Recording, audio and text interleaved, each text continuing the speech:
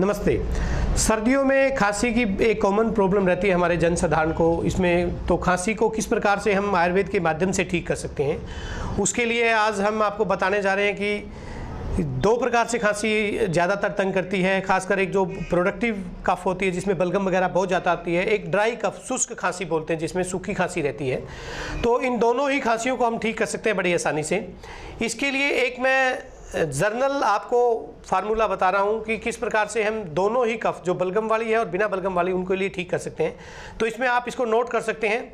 सीतोपलादी चूर्ण 25 ग्राम लेंगे आप, अबरक भस्म 10 ग्राम लेंगे आप, प्रवाल पिष्टी 10 ग्राम लेंगे आप, टंकण भस्म 10 ग्राम लेंगे आप। इन सबको मिला के आपने इनकी 40 पुड़िया बना लेनी है, 40 डोजेज बना लेनी है। और यदि छोटे बच्चे हैं तो इसकी डोजेज आप 40 की बजाय 60 या 70 कर सकते हैं बच्चे की एज के हिसाब से।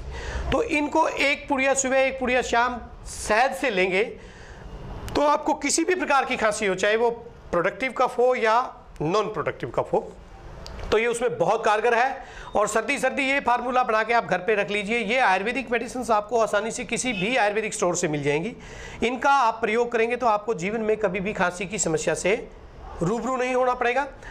और यदि बहुत ज़्यादा खांसी रहती है किसी किसी को, तो उसके साथ वो लक्ष्मी विलास रस ले सकता है, इसकी एक टेबलेट ले सकता है।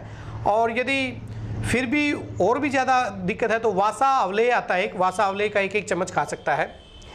और इसमें एक पीने की सिरप भी आती है, कनका आसव है या सोम आसव है या वासा आसव है। इनको किसी भी एक आसव को लेके 3-3 चम्मच सुबह शाम खाना खाने के बाद पानी मिला के लें। और जिनको कफ की समस्या रहती है, मेरी उनसे विशेष रूप से प्रार्थना है कि जिनको प्रोडक्टिव कफ है, बलगम ज़्यादा आती है, तो वो रात का भोजन ना करें या शाम का भोजन जल्दी करें और रात को बिल्कुल हल्का खाएं। और क्या चीज़ें उनको खानी चाहिए, उनको मुलेठी का सेवन करना चाहिए, तुलसी, अदरक, शहद, ये बहुत कारगर है। तुलसी और अदरक का रस निकाल के आप एक चम्मच उसको शहद में मिला के एक चम्मच दिन में 2 बार ले सकते हैं। कई पेशेंट्स में इसका बहुत अच्छा उपयोग देखने में मिला है। दिन में जब भी आपको चाय या दूध पीने की इच्छा हो तो उसमें तुलसी, अदरक या उसका थोड़ा सा सौंफ का प्रयोग कीजिए। मुलेठी को आप चूस सकते हैं और गर्म पानी का प्रयोग कीजिए, तो ये आपकी कफ में बहुत लाभकारी है। और जिनको सांस की दिक्कत भी रहती है खांसी के साथ साथ, वो कफ कुठार रस भी ले सकते हैं, वो बहुत कारगर औषधि है। इसी फार्मूले के साथ यदि आप कफ कुठार रस लेंगे 2 टेबलेट, तो उससे आपको दमे की दिक्कत में भी आराम मिलेगा। कुछ योगिक क्रियाएं हैं जिनको करके आप खांसी को बहुत आसानी से ठीक कर सकते हैं। जिनको ड्राई कफ रहती है वो अनुलोम विलोम जरूर करें, 5 से 10 मिनट अनुलोम विलोम करें। उसके साथ साथ भस्त्रिका प्राणायाम करें, 3 से 5 मिनट भस्त्रिका प्राणायाम करें। और जिनको बहुत ज़्यादा कफ बनता है, बलगम ज़्यादा आती है, तो वो कुंजल क्रिया है। कुंजल क्रिया में क्या करते हैं, हम 3-4 गिलास गर्म पानी लेंगे, हल्का गर्म पानी, उसमें नमक डाल के उसको पी लेंगे, फिर उसको बाहर निकाल देंगे, वोमिट कर देंगे, उल्टा निकाल देंगे।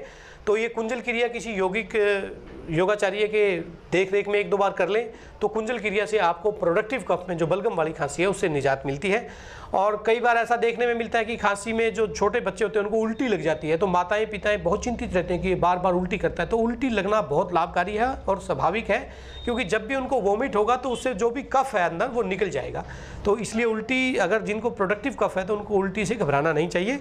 और लेकिन फिर भी अगर आपको कभी ज़्यादा प्रॉब्लम रहती है तो किसी उचित आयुर्वेदिक चिकित्सक की सलाह लेके आप इसकी ट्रीटमेंट और भी बेहतर तरीके से करा सकते हैं। तो मेरी सभी से प्रार्थना है कि इस वीडियो को ज़्यादा से ज़्यादा शेयर करें, ताकि जो खांसी की समस्या है जो आगे चल के टीबी का रूप भी धारण कर लेती है, किस प्रकार से हम उसको स्टार्टिंग में ही यदि हम इस आयुर्वेदिक मेडिसिन का सहारा लेंगे तो बहुत आसानी से इनको ठीक कर सकते हैं। बहुत बहुत धन्यवाद। जय हिंद।